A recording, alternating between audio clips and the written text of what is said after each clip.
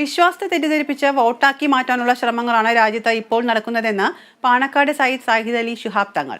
ഇത് രാജ്യം ഭരിക്കുന്നവർക്ക് നല്ലതല്ല. ന്യൂനപക്ഷങ്ങൾക്ക് ആശങ്കയുണ്ടെന്ന് പ്രധാനമന്ത്രിക്ക് ബോധ്യപ്പെടുന്നുണ്ടെങ്കിൽ നല്ല കാര്യമാണ്.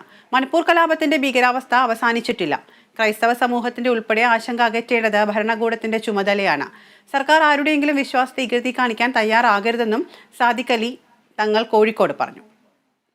ന്യൂനപക്ഷങ്ങൾക്ക് അസംതൃപ്തി ഉണ്ട് എന്ന് പ്രധാനമന്ത്രിക്ക് ബോധ്യപ്പെട്ടതിന്റെ അടിസ്ഥാനത്തിലായിരിക്കും അദ്ദേഹം ചർച്ചയ്ക്ക് വിളിച്ചത്. അത് നല്ല കാര്യമാണ്. ന്യൂനപക്ഷങ്ങളുടെ ആശങ്ക അകറ്റണം, അതാണ് ഒരു ഭരണകൂടത്തിന്റെ ചുമതല. അത് പ്രധാനമന്ത്രി എന്നോ തയ്യാറാകേണ്ടതായിരുന്നു.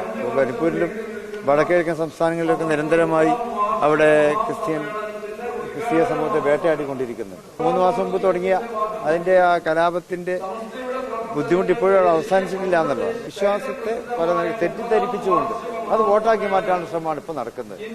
അതൊരു ഭരണകൂടത്തിന് ചേർന്നതല്ല.